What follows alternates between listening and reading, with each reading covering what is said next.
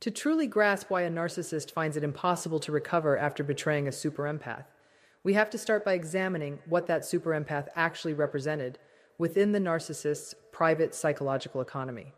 It is a much more complex dynamic than most people ever realize.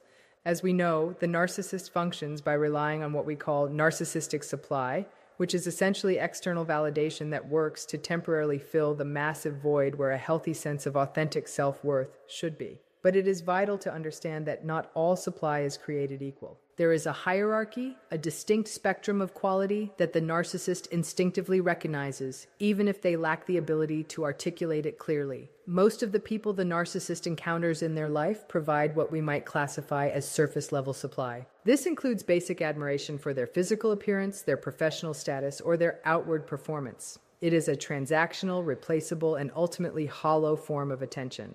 The narcissist consumes this type of energy very quickly, and because it does not actually nourish anything real, they require constant, rapid replenishment. It is essentially empty calories for a starving psyche. Then there is the super empath. What they offer is something categorically different. The super empath does not just reflect the narcissist's grandiose self-image back at them. Instead, they actually see the human being hiding underneath the construct. They perceive the deep wound, the quiet terror, and the fragmented sense of self that the narcissist has spent their entire existence defending against. And here's exactly what makes this dynamic so intoxicating and so dangerous for the narcissist.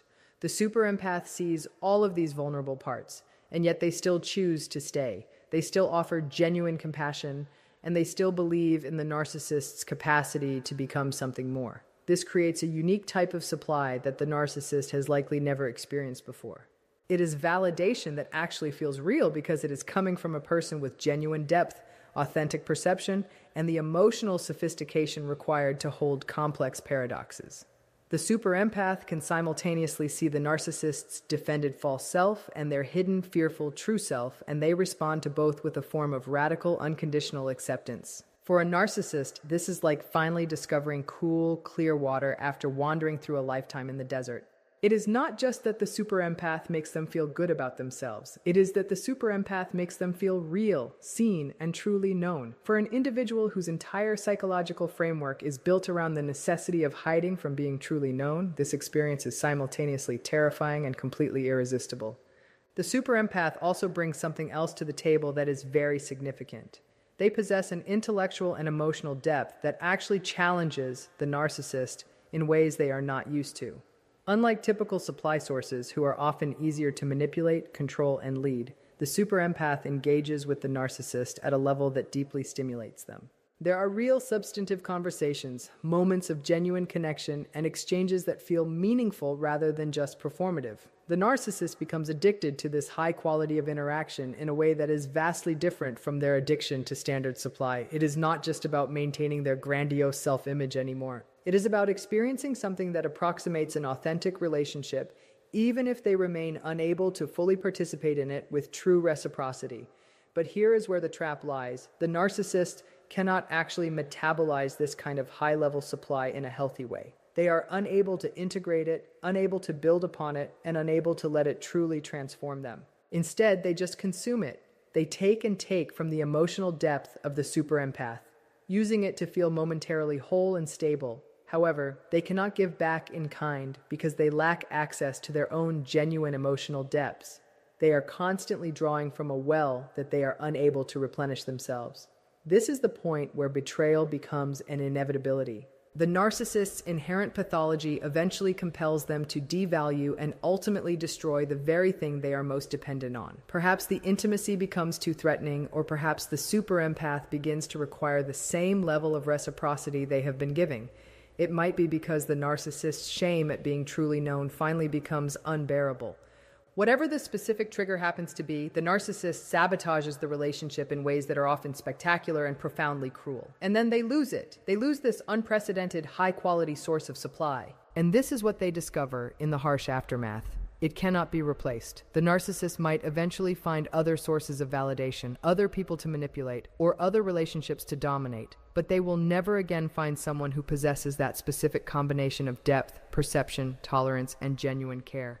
They will never again experience the feeling of being seen that completely and being accepted anyway. They will never again have access to that level of connection or that specific level of intellectual and emotional stimulation. They have destroyed something that is truly irreplaceable, and on some internal level, they are painfully aware of it.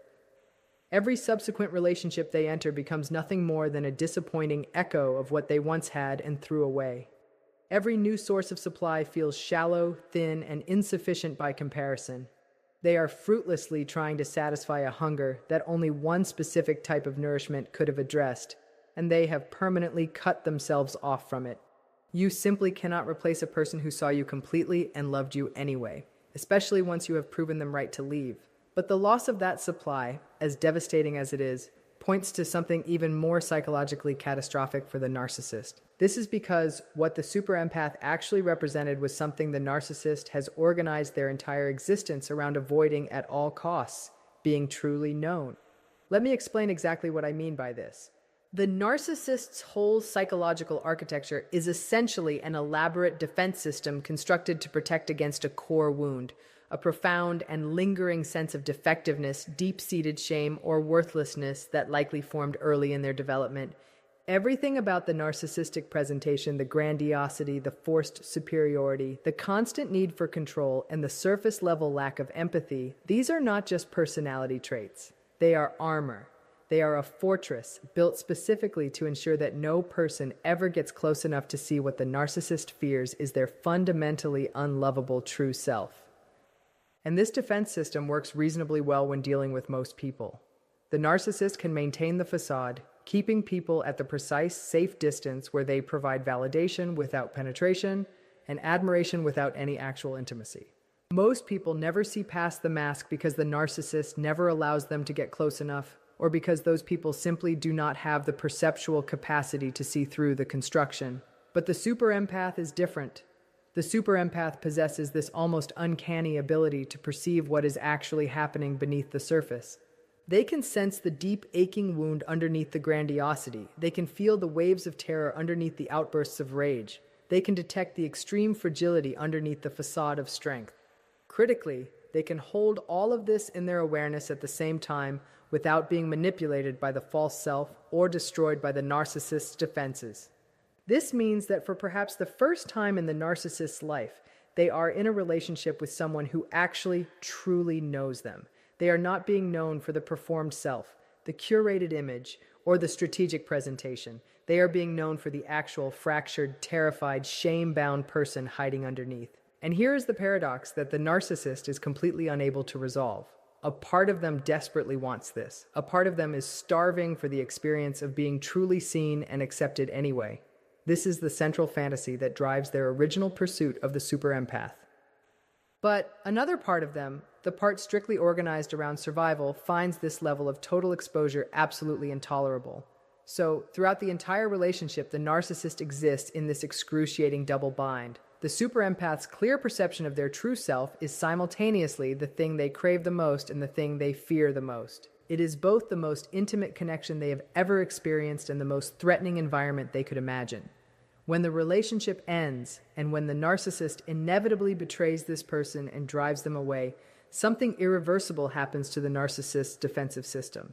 Now they have to live with the heavy knowledge that someone saw through everything, all the way down to the core, and ultimately made the conscious choice to leave anyway. This is fundamentally different from other relationship endings the narcissist has experienced. When a typical supply source decides to leave, the narcissist can tell themselves a comfortable, protective story. They might say that the other person just could not handle them, or that they did not understand them, or that they were simply not on the same level. They can tell themselves that the person left the performance, but never knew the real person underneath. This allows the narcissist to maintain their defenses and their self-image completely intact. But with the super empath, this narrative simply does not work. The narcissist cannot deny that they were known. They cannot pretend that the empath just did not understand them, and they cannot hide behind the excuse that the empath only saw the surface.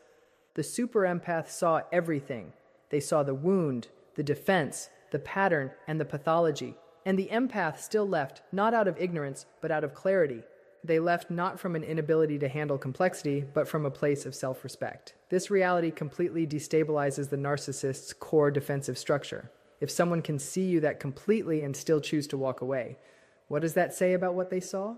If the one person who understood you most deeply ultimately concluded that you were not worth staying for, how do you defend against the implication that maybe the shameful, defective self you have been hiding is really who you are? The narcissist cannot recover from this because it is not just a loss of a person. It is a total validation of their deepest, most repressed fear. It is concrete evidence that being truly known leads to abandonment. It confirms the very thing they have organized their entire life around avoiding.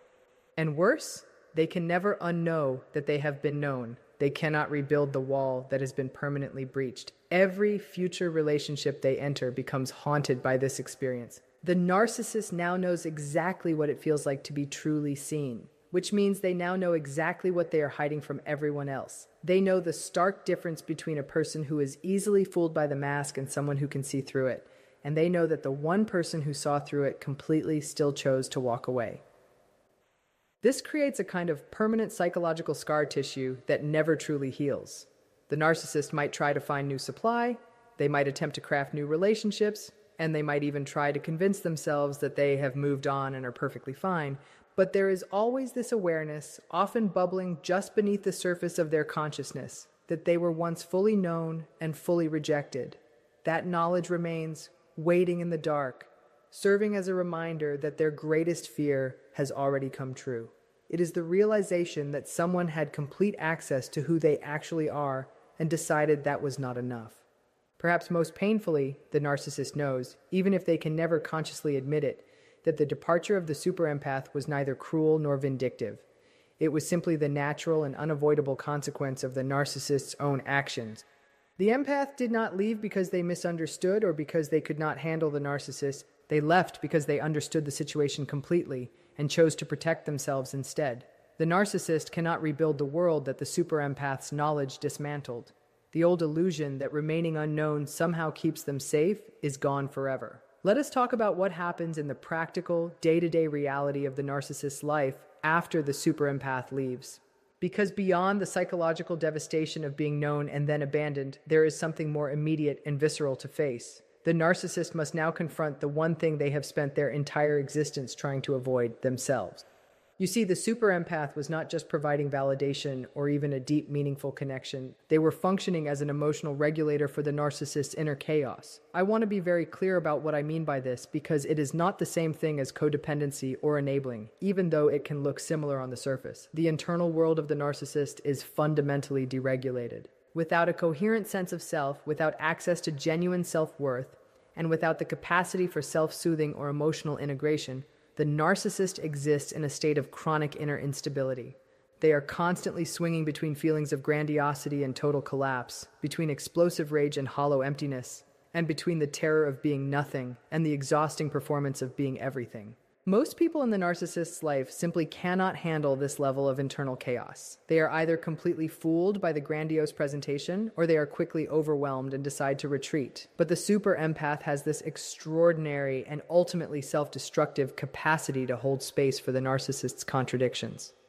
They remain calm in the face of rage, they provide grounding when the narcissist is spiraling, and they offer a kind of stable presence that the narcissist's own psyche is unable to generate. Over time, the narcissist becomes profoundly dependent on this regulatory function. The super empath becomes the container for feelings the narcissist cannot process. They become the anchor when the narcissist's sense of self fragments, and the mirror that reflects back a coherent identity when that identity threatens to dissolve. And because the super empath does this so consistently and so skillfully, the narcissist often does not even recognize it is happening. They just know that somehow in this person's presence they feel more real, more stable, and more whole than they do anywhere else. Then the empath leaves, and suddenly and catastrophically, that regulatory function disappears.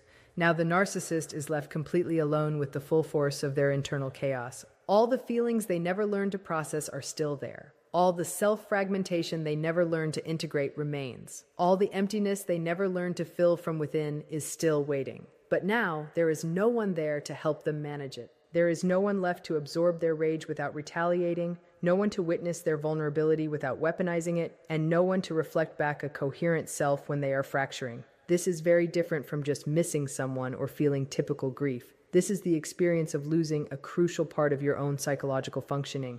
It is like losing a limb that you did not even know you were dependent on until it was suddenly gone.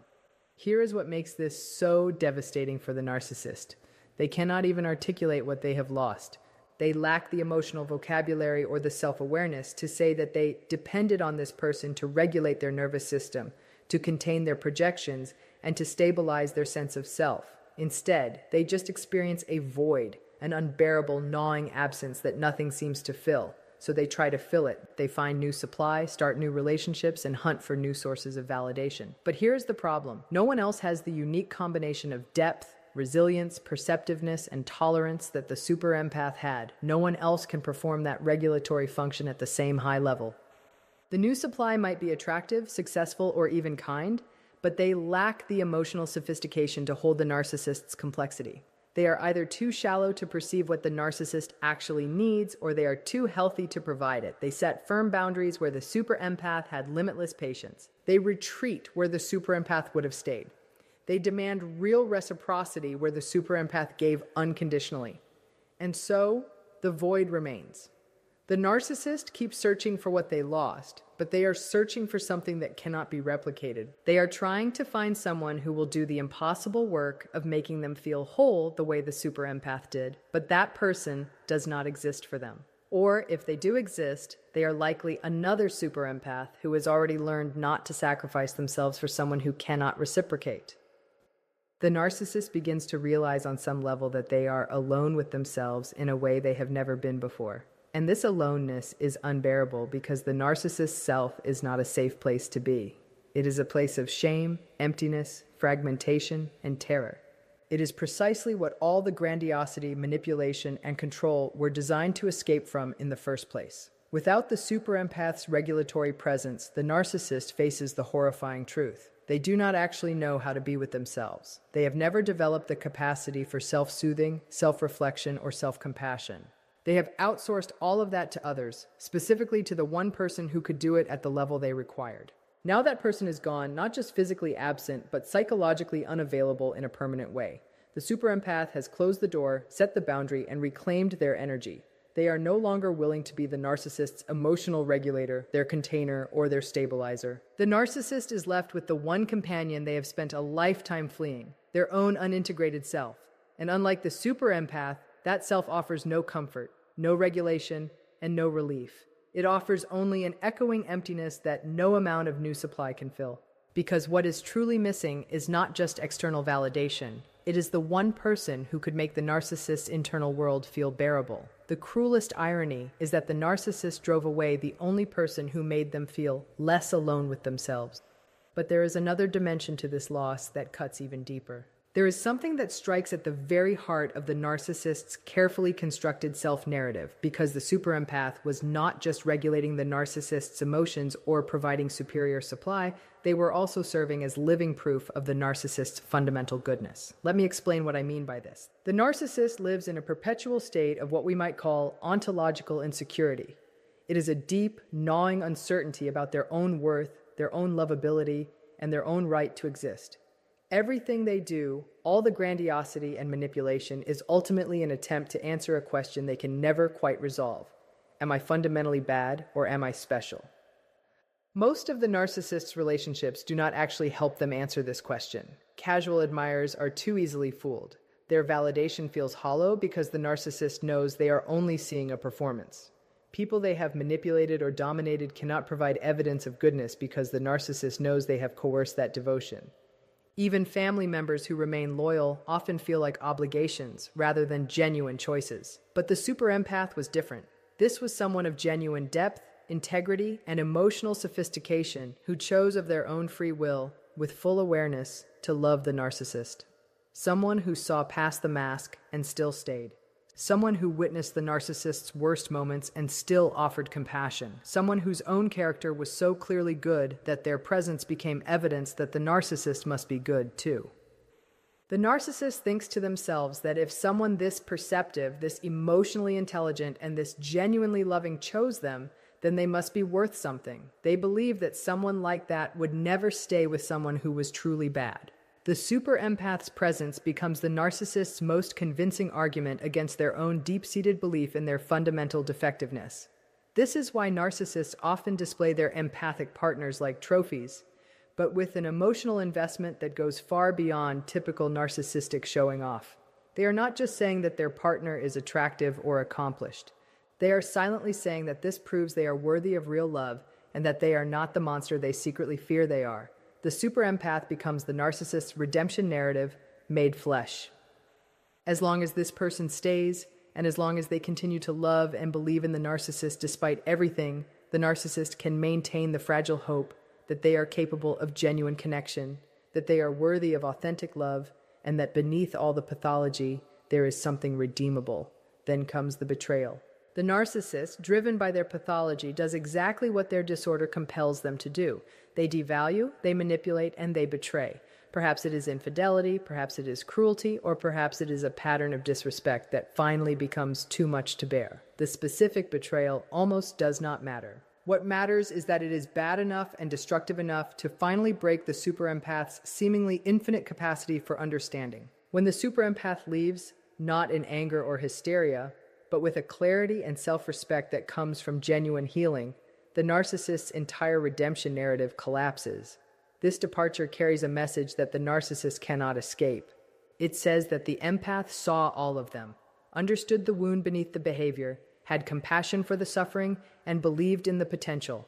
But after all of that, after truly knowing them, and after genuinely loving them, they are choosing to leave, because what the narcissist did is unacceptable. They are leaving because who the narcissist is in practice, regardless of who they might be in theory, is not someone they can continue to love without destroying themselves. This is categorically different from other people leaving. When someone leaves who never really knew the narcissist can tell themselves that the person just did not understand.